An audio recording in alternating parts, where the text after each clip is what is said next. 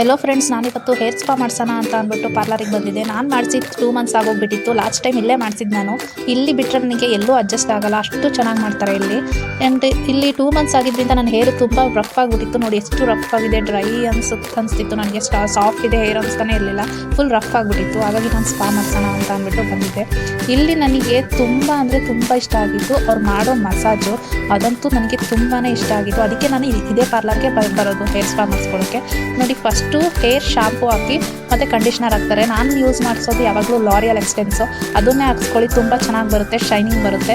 ನಾನು ಇವಾಗ ಶಾಂಪು ಮತ್ತು ಕಂಡೀಷ್ನರ್ನ ಲಾರಿಯಲ್ಲೇ ಹಾಕಿಸಿ ವಾಶ್ ಮಾಡ್ತಾ ಇದ್ದಾರೆ. ನೋಡಿ, ಕಂಡೀಷ್ನರ್ ಹಾಕಿದ ಮೇಲೆ ಸ್ವಲ್ಪ ಹೊತ್ತು ಬಿಟ್ಟ ಮೇಲೆ ಹೇರ್ ವಾಶ್ ಮಾಡ್ತಾರೆ. ವಾಶ್ ಮಾಡಾದಮೇಲೆ ನೋಡಿ ನಿಮ್ಗೊಂದು ಕ್ರೀಮ್ ತೋರಿಸ್ತೀನಿ. ಇದು ಹೇರ್ ಸ್ಪಾ ಕ್ರೀಮು, ಮೇಯ್ನ್ ಇದೆ ಕ್ರೀಮು. ಇದನ್ನು ಅಪ್ಲೈ ಮಾಡ್ತಾರೆ ಹೇರಿಗೆ, ನೀಟಾಗಿ ಅಪ್ಲೈ ಮಾಡ್ತಾರೆ. ಇವ್ರು ಅಪ್ಲೈ ಎಷ್ಟು ಕ್ಲೀನಾಗಿ ಮಾಡ್ತಾರೆ ಅಂದರೆ ಅಷ್ಟೇ ಪೇಷನ್ಸಿಂದ ಮಾಡ್ತಾರೆ. ಆ್ಯಂಡ್ ಒಂದು ಕೂದಲು ಮಿಸ್ ಮಾಡಲ್ಲ, ಎಲ್ಲ ಕೂದಲಿಗೂ ಅಪ್ಲೈ ಮಾಡ್ತಾರೆ ಚೆನ್ನಾಗಿ ನೀಟಾಗಿ. ಆ್ಯಂಡ್ ಅಪ್ಲೈ ಮಾಡಿ ಸಾಫ್ಟಾಗಿ ನೋಡಿ ಆ ಥರ ಕೂದಲನ್ನ ಎಳೆದು ಮೇಲೆ ಕಟ್ತಾರೆ. ಅಷ್ಟು ಕ್ಲೀನಾಗಿ ಮಾಡ್ತಾರೆ, ಅಷ್ಟು ನೀಟಾಗಿ ಮಾಡ್ತಾರೆ. ಸ್ಪಾ ಮಾಡಿಸೋದ್ರಿಂದ ಏನು ಬೆನಿಫಿಟ್ ಅಂದರೆ ಹೇರು ಉದ್ರಲ್ಲ. ಹೇರ್ ಫಾಲ್ ಇರೋರಿಗೆ ಇದು ತುಂಬ ಬೆನಿಫಿಟ್ಟು, ಹೇರ್ ಫಾಲ್ ಆಗಲ್ಲ. ಆ್ಯಂಡ್ ಸಾಫ್ಟ್ ಮತ್ತು ಸಿಲ್ಕಿ ಬರುತ್ತೆ ಹೇರು.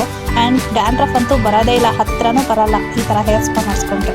2 ಮಂತ್ಸ್ಗಾದರೂ ಮಾಡಿಸಿರೋರು ಮಾಡಿಸಿಲ್ದೇ ಇರೋರು ಎಲ್ಲರೂ ಮಾಡಿಸ್ಕೋಬೋದು. ಹೇರ್ ಸ್ಟ್ರೈಟ್ನಿಂಗ್ ಮಾಡಿಸಿರೋರೇ ಮಾಡಿಸ್ಕೋಬೇಕು ಅಂತೇನಿಲ್ಲ. ಇದರಲ್ಲಿ ವೆರೈಟೀಸ್ ಆಫ್ ಸ್ಪಾ ಇರುತ್ತೆ. ಒಂದು dandruff remove spa, hair fall control spa ಇರುತ್ತೆ, ಆ್ಯಂಡ್ ಸಾಫ್ಟ್ ಸಿಲ್ಕಿ ಸ್ಪಾ ಇರುತ್ತೆ. ನಾನು ಇವಾಗ ಮಾಡಿಸ್ತಾ ಇರೋದು, ನಾನು ಸ್ಟ್ರೈಟ್ನಿಂಗ್ ಮಾಡಿಸಿರೋದ್ರಿಂದ ನನಗೆ ಯಾವ ಥರ ಸ್ಪಾ ಬೇಕು ಅಂತ ನೋಡಿ ಅವರೇ ಕ್ರೀಮ್ ಅಪ್ಲೈ ಆದಮೇಲೆ ಈ ಥರ ಸ್ಟೀಮ್ ಕೊಡ್ತಾರೆ ಹೇರಿಗೆ. ನೋಡಿ, ಇದೇ ಮೇಯ್ನು. ಸ್ಟೀಮ್ ಕೊಡೋದ್ರಿಂದ ಹೇರ್ ಫಾಲ್ಸ್ ಕಂಟ್ರೋಲ್ ಆಗುತ್ತೆ.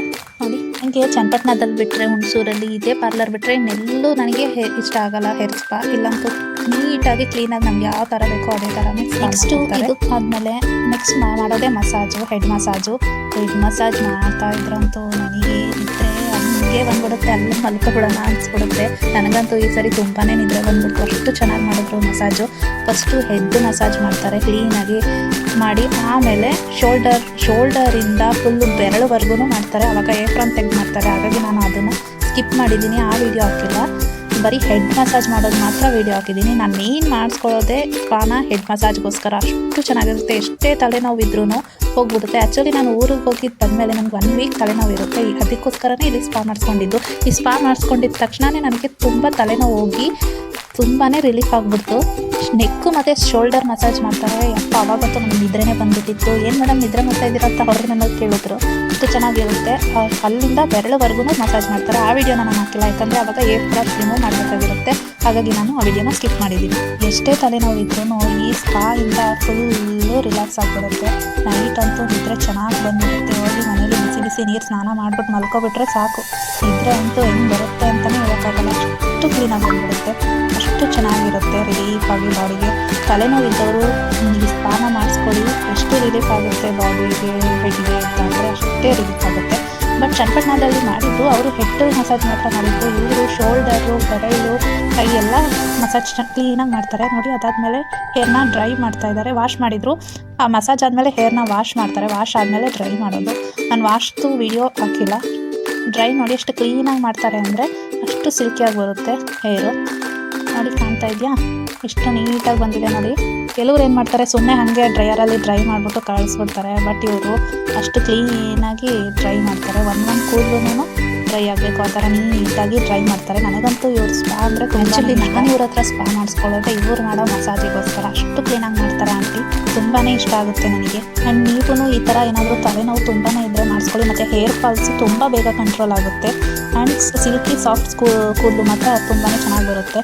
ಆ್ಯಂಡ್ ಡ್ಯಾಂಡ್ರಫ್ ಇರೋರು ಅಷ್ಟೇ ಹೇರ್ ಸ್ಪಾ ಮಾಡಿಸೋದ್ರಿಂದ ಸ್ವಲ್ಪನೂ ಡ್ಯಾಂಡ್ರಫ್ ಬರೋಲ್ಲ, ಮತ್ತು ಕ್ಲೀನಾಗಿರುತ್ತೆ. ನಾನು ಯಾವತ್ತೂ ಫೇಸ್ ಬಗ್ಗೆ ಇಷ್ಟು ನಾನು ತಲೆ ಕೆಡಿಸ್ಕೊಳ್ಳಲ್ಲ. ಜಾಸ್ತಿ ನಾನು ಹೇರ್ ಬಗ್ಗೆನೇ ಕೇರ್ ಮಾಡೋದು, ಫೇಸ್ ಬಗ್ಗೆ ನಾನು ಜಾಸ್ತಿ ಕೇರ್ ತಗೊಳ್ಳೋದೇ ಇಲ್ಲ. ನೋಡಿ, ನಿಮಗೆ ಗೊತ್ತಾಗ್ತಾ ಇರ್ಬೋದು, ಒಂದು ಸೈಡು ಎಷ್ಟು ಕ್ಲೀನಾಗಿ ಬಂದಿದೆ, ಇನ್ನೊಂದು ಸೈಡು ಅದೇ ಥರ ಇದೆ. ಅದೇ ಥರ ಅಂದರೆ ಆಲ್ರೆಡಿ ಸ್ವಲ್ಪ ಲೈಟಾಗಿ ಅದು ರಫ್ ಆಗಿದೆ ಅಷ್ಟೇ. ಇವಾಗ ಡ್ರೈ ಮಾಡಿದ್ಮೇಲೆ ಕ್ಲೀನಾಗಿ ಬರುತ್ತೆ, ಯಾಕಂದರೆ ಅದು ಸ್ವಲ್ಪ ತೇವ ಇದೆಯಲ್ಲ, ಹಾಗಾಗಿ ಅದರ ಕಾಣ್ತಾ ಇದೆ. ಒಂದು ಸೈಡ್ ನೋಡಿ ಕ್ಲೀನಾಗಿ ಆಗಿದೆ. ಫುಲ್ಲು ರೆಡಿ ಆದಮೇಲೆ ನಾನು ನಿಮಗೆ ತೋರಿಸ್ತೀನಿ ಯಾವ ಥರ. ನೋಡಿ ಎಷ್ಟು ನೀಟಾಗಿ ಎಷ್ಟು ಕ್ಲೀನಾಗಿ ಮಾಡಿದ್ದಾರೆ. ಫುಲ್ಲು ಸಾಫ್ಟ್ ಆಗಿದೆ. ಫುಲ್ಲು ನಂದು ಸ್ಟಾರ್ಟಿಂಗ್ ನೋಡಿದ್ರಲ್ವ ಹೇರ್ ಯಾವ ಥರ ಡ್ರೈ ಆಗಿತ್ತು. ಇವಾಗ ನೋಡಿ ಸಿಲ್ಕಿ ಹೇರ್, ಸಾಫ್ಟ್ ಹೇರ್ ಆಗಿದೆ. ಆ್ಯಂಡ್ ಇವತ್ತು ಮಾಡಿಸಿದ್ದೀನಿ, ನಾಳೆ ನೋಡಬೇಕು. ನಾಳೆ ಅಂತೂ ತುಂಬ ಸಾಫ್ಟ್, ಕ್ಲಿಪ್ಪೂ ಹಾಕೋಕ್ಕಾಗಲ್ಲ ನಮ್ಮ ಹೇರಿಗೆ, ಅಷ್ಟು ಫುಲ್ಲು ಸಾಫ್ಟ್ ಆಗಿರುತ್ತೆ ನಾಳೆ.